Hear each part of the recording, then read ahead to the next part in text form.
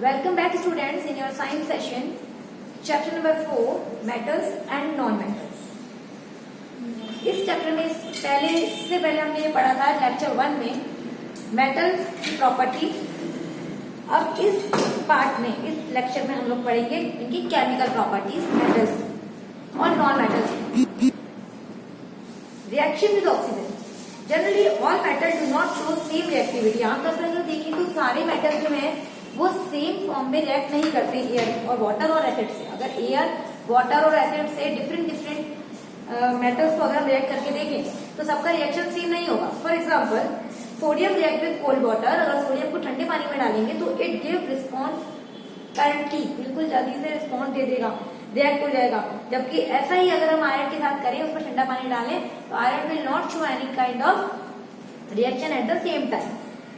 This happen because sodium more reactive than iron. ऐसा इसलिए होता है क्योंकि आयरन से ज्यादा रिएक्टिव है सोडियम। जो जितना रिएक्टिव होगा उतनी रिएक्शन में फास्ट होगा। ऐसा reaction with oxygen. First reaction जो है वो ऑक्सीजन के साथ चल रहा है। जब मेटल ऑक्सीजन के साथ रिएक्ट करता है तो वो मेटल ऑक्साइड बनाता है। For example student look here, when sodium react with oxygen it form sodium oxide. Open your book at page number 56 and 57। Reactions are given. यहाँ पे रिएक्शंस दिए हुए हैं। Let us read. Magnesium metal burn on heating with a white dazzling flame in the presence of air and form a magnesium oxide. जब magnesium को heat किया जाए, magnesium metal जब उसको हीट करते हैं, बर्न करते हैं, तो वो डेजलिंग फ्लेम के साथ यानी व्हाइट कलर की फ्लेम के साथ जलता है और बनाता है magnesium oxide. Here it is given reaction magnesium plus oxygen give you magnesium oxide. Zinc react with air only on strong heating. Zinc air के साथ सिर्फ हीटिंग करने पे, स्ट्रॉन्ग हीटिंग पे ही रिएक्ट करता है, तब जाके वो जिंक ऑक्साइड बनाता है।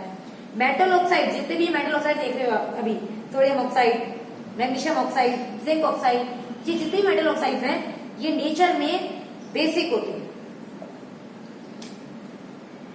When they dissolve in water, they form metal hydroxide. क्योंकि जब भी इनको पानी में डिजोल्व किया जाए तो ये बनाते हैं metal hydroxide, which turn red litmus blue.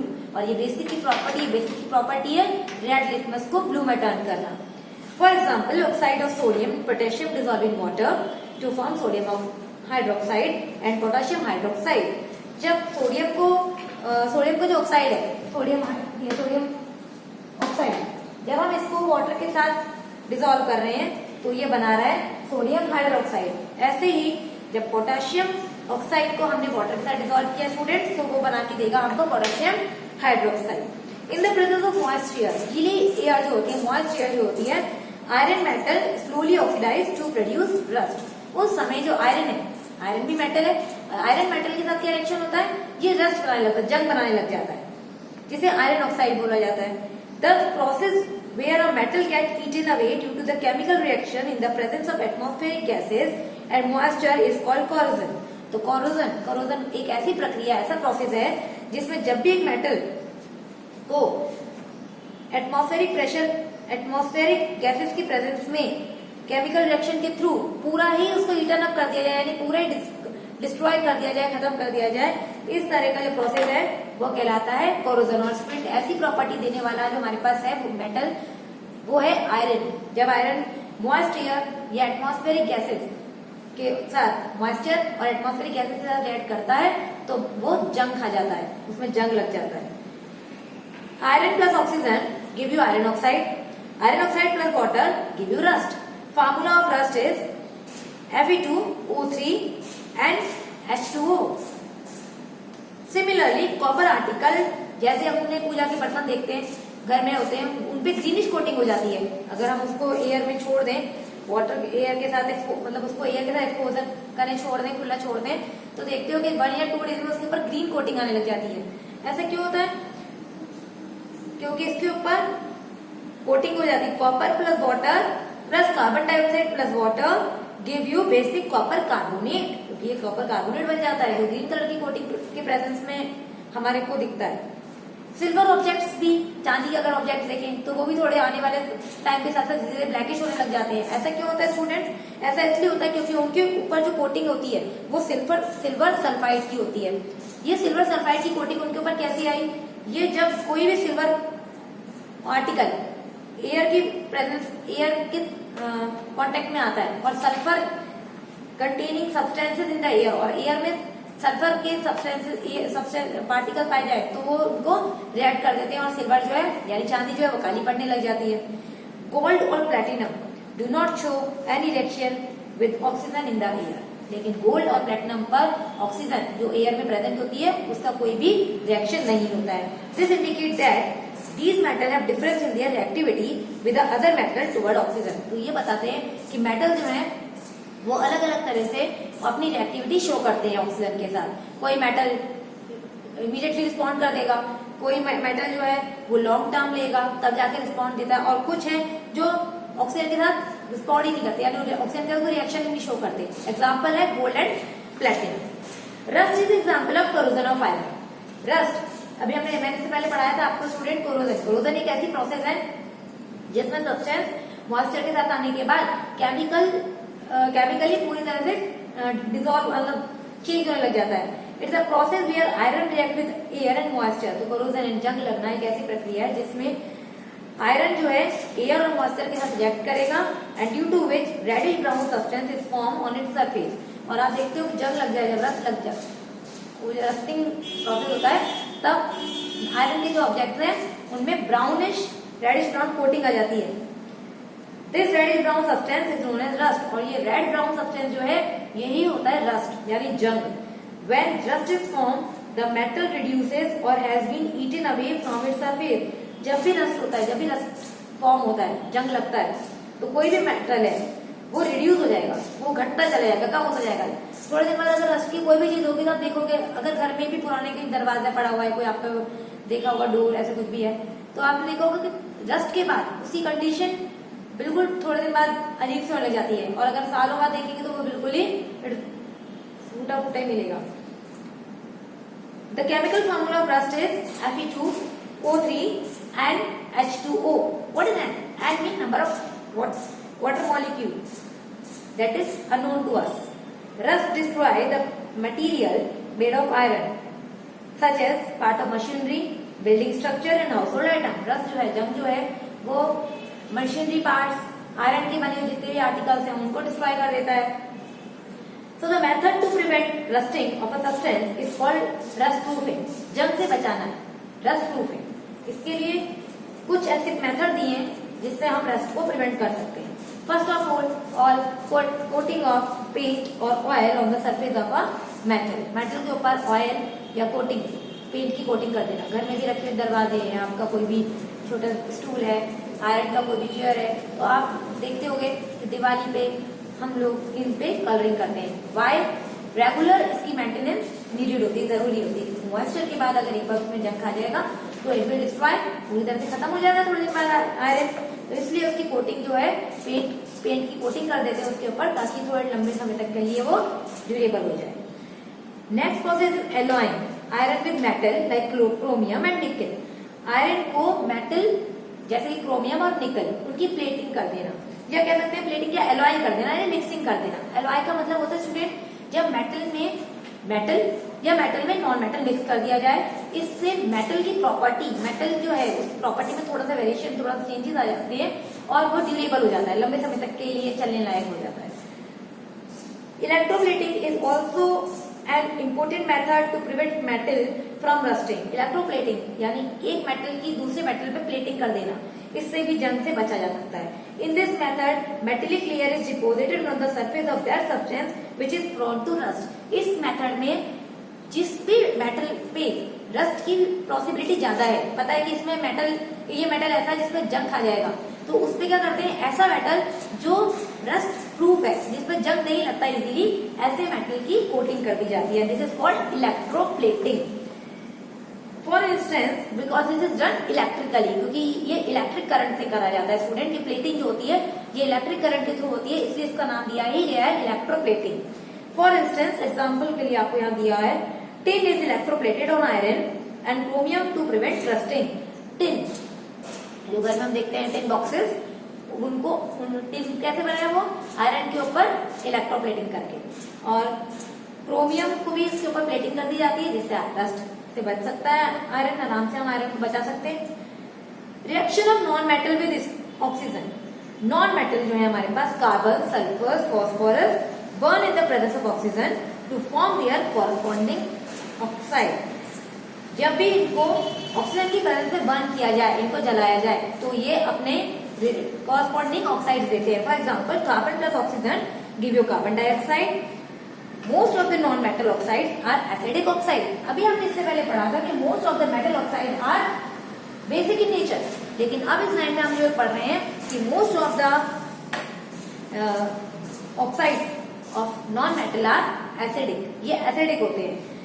Because these oxides when dissolve in water form acid, क्योंकि जब भी ये पानी में डाले जाएंगे तो ये एसिड बनाएंगे, ये हाइड्रोक्साइड नहीं देंगे। जैसे हमें यहाँ पे हाइड्रोक्साइड मिल रहा था, यहाँ पे हमें हाइड्रोक्साइड नहीं मिल रहा है, यहाँ पर जब भी हम नॉन मेटल ऑक्साइड्स को वाटर के साथ डिसॉल्व करेंगे तो ये हमें एसिडिक ऑक्साइड देंगे। और इससे हमें पता लगेगा टेस्ट से, लिटमस टेस्ट से, ब्लू लिटमस रेड। जब ब्लू लिटमस रेड में टर्न होगा तो ये एसिड है, और जब रेड लिटमस ब्लू में टर्न हो रहा है तो ये बेसिक प्रॉपर्टी शो कर रहा है। क्लास 7 में हमने पढ़े थे एसिड बेसिस की properties. When sulphur burn in air on gentle heating, जब सल्फर को हीट करने पर, मतलब सल्फर जलता है एयर में बर्न करने पर, it give bright blue flame, तब ये बहुत तेज ब्लू कलर की फ्लेम देता है, and form a gas sulphur dioxide, और बदले में एक गैस भी मिलती है जिसे बोलते हैं sulphur dioxide. However, a little sulfur trioxide is also formed, लेकिन थोड़ा बहुत सल्फर ट्राइऑक्साइड भी बनता है इसके बदले में ड्यूरिंग दिस केमिकल रिएक्शन, इस केमिकल रिएक्शन में। Sulphur plus oxygen on heating give you sulphur dioxide. Student जब जो भी आपको रिएक्शन दी हुई है, यहाँ पर एरो है, एरो के ऊपर आपको हीट एक वर्ड लिखा हुआ, ऐसा इसलिए क्योंकि जो भी कंडीशन अप्लाई होती है वह हमेशा एरो के ऊपर इंडिकेट करी जाती है। ये एक केमिकल रिएक्शन लिखने का प्रोसेस है, इस वे है, इस वजह से इसी तरह से केमिकल रिएक्शंस लिखी जाती है। हीट देने पर जब सल्फर को ऑक्सीजन के साथ हीट किया गया तो ये हमें सल्फर डाइऑक्साइड देगा। Sulphur dioxide dissolve in water to form sulphuric acid. जब सल्फर डाइऑक्साइड को वाटर में डिसॉल्व किया गया तो हमें सल्फ्यूरिक एसिड मिला। स्टूडेंट इससे पहले हमने पढ़ा था कि जब मेटल्स को डिसॉल्व करेंगे तो हमें हाइड्रोक्साइड मिलेगा।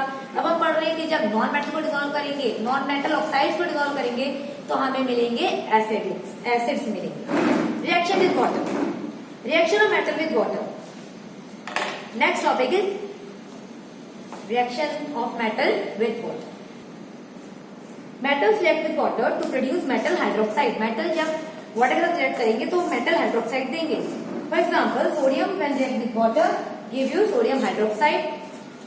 Magnesium when react with water give you magnesium oxide, but they release hydrogen also, that is indicated by an arrow which shows that it is in a form of gas, hydrogen gas. Reaction of non-metal with water. Non-metal do not generally react with water. Generally non-metal जो है वो इस तरह से reaction show नहीं करते हैं। Oxygen dissolved in water in very less amount. This ensures the sustenance of aquatic living organism as their life depends on the oxygen we dissolve in water. Chlorine, another non-metal, dissolve in water to form an acidic solution. Reaction with dilute acids. Reaction of metal with dilute acids. Metal react with dilute acid to form salt and evolution of hydrogen gas.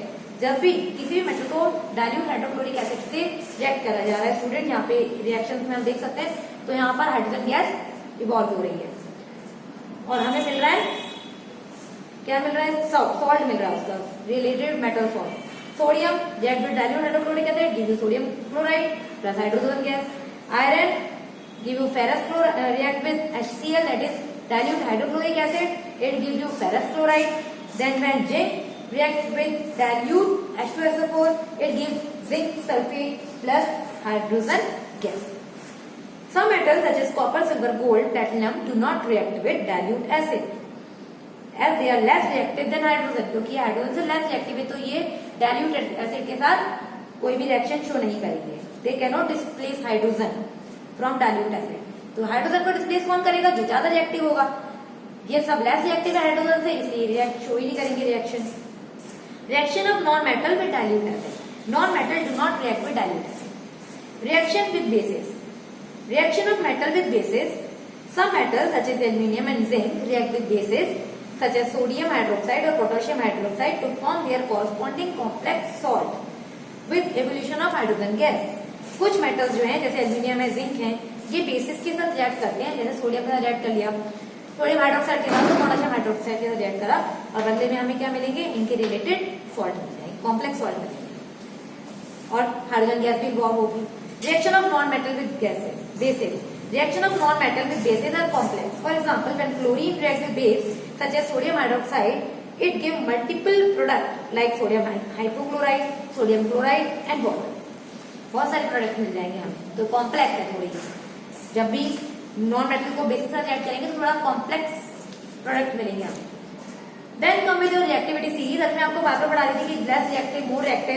यहाँ पे ये देखा गया कि कुछ metal जो है वो ज्यादा रिएक्टिव होते हैं दूसरे मेटल से. Based on this degree of reactivity, इसी के आधार पर एक रिएक्टिविटी सीरीज स्टूडेंट यहाँ पे मेंशन की गई है आपकी बुक में. This arrangement of metal in order of their decreasing reactivity is called reactivity series. और जैसे डिक्रीजिंग ऑर्डर में मेटल को अरेंज किया गया एक सीरियल ऑर्डर में, इसे ही रिएक्टिविटी सीरीज बोला जाता है. With the help of reactivity series we can examine the reaction of metal with oxygen, water, acid and other reagent. इसी रिएक्टिविटी सीरीज पर हम लोग ये पता लगा सकते हैं या मेटल की जो रिएक्शंस हैं उनके बारे में पता लग जाता है. Metal that are above hydrogen in the series are more reactive. जो हाइड्रोजन से ऊपर है वो ज्यादा रिएक्टिव होते हैं. So they can displace hydrogen from the water and dilute acid. अभी हम इससे पहले यही पढ़ रहे थे कि वाटर और डाइल्यूट एसिड से वही हाइड्रोजन को डिस्प्लेस करेंगे जो ज्यादा रिएक्टिव होंगे. जो लेस रिएक्टिव है वो बिल्कुल नहीं कर पाएंगे, उनको सेपरेट. जैसे सिल्वर, गोल्ड, प्लेटिनम ये नहीं कर पा रहे हैं क्योंकि हाइड्रोजन जो है इससे ऊपर जितने भी हैं ये जब भी रिएक्ट करेंगे वाटर के साथ या डाइल्यूट एसिड के साथ तो ये इनको इसमें से हाइड्रोजन को हटा देंगे. लेकिन जो लेस रिएक्टिव है वो हाइड्रोजन से कुछ भी रिएक्ट नहीं कर पाएंगे. Metal below hydrogen in the reactivity series are less reactive. जो हाइड्रोजन से नीचे वाले मेटल्स हैं वो कम रिएक्टिव है हाइड्रोजन से, तो ये किसी भी डिस्प्लेस नहीं करेंगे. Silver, gold, platinum are present at the bottom of the reactivity series and such metal do not react with acid, bases and water. Such metals are called noble metal. जो acid, bases और water के साथ react नहीं करेंगे students, ऐसे metal कहलाते हैं noble metals.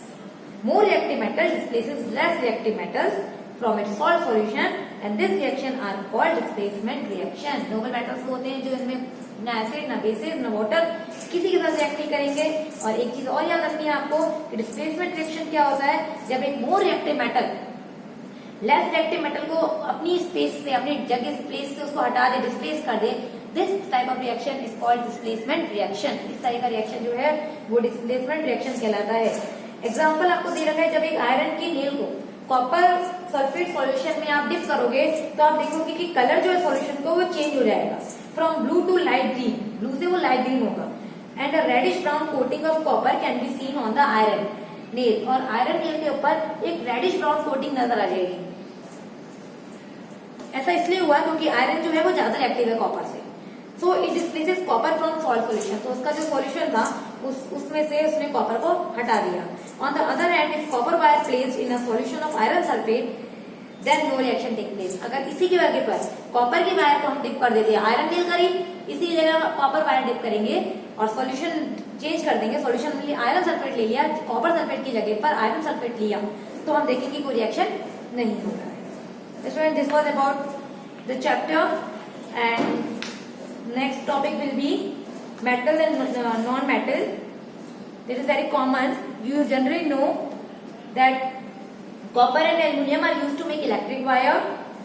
Iron, copper, aluminium metal used to make utensils for cooking. घर में बर्तनों में भी काम आते हैं. Iron मैग्नेट्स में ज्यादा अप्लाई किया जाता है, स्टील्स में अप्लाई किया जाता है. Construction work.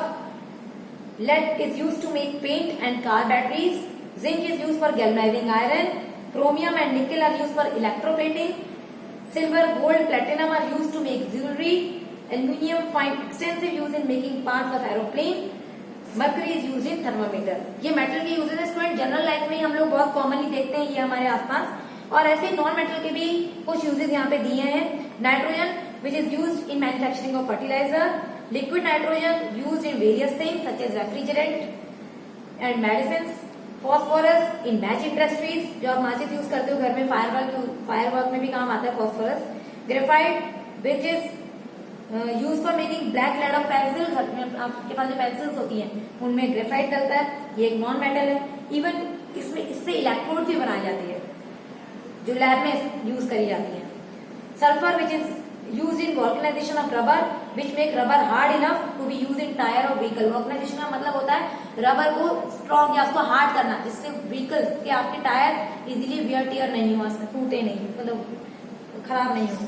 एलॉय पढ़ चुके हैं पहले टॉपिक में हम एलॉय. मैंने आपको इससे पहले भी बताया था एलॉय एक ऐसा तरह का मिक्सचर होता है जिसमें मेटल या मेटल नॉन मेटल मिक्स करे जाते हैं. स्टूडेंट ऐसा इसलिए किया जाता है ताकि जो मेटल हम लोग डायरेक्ट यूज नहीं कर पाते, एलॉय फॉर्म में यूज कर लेते हैं. कहीं ना कहीं अगर वो मेटल ज्यादा प्रॉब्लमेटिक है, जैसे कहीं ना कहीं उसकी ड्यूरेबिलिटी कम है, तो वो ऐसा एलॉय जो होता है वो उससे ड्यूरेबिलिटी बढ़ जाती है.